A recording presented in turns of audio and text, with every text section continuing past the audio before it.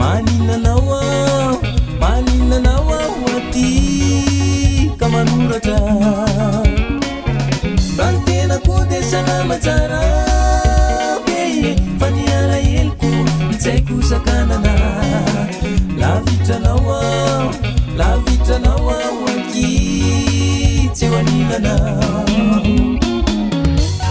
uyao baba ayao nine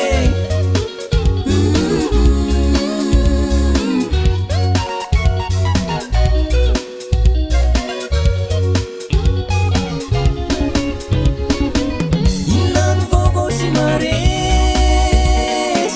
efa ela ihany izay no tsy niaonana niany aminao any sina tiako fantatra raha izao aloha de tsy misy ambara firy miasa foana ty andro amanalina zarara misy fotoly alatsasatra hoavy ao sina hoavy ao mbola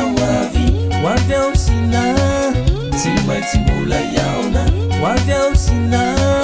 hoavy ao mbola hoavy ao sina tsy maintsy mbola iaona ole ole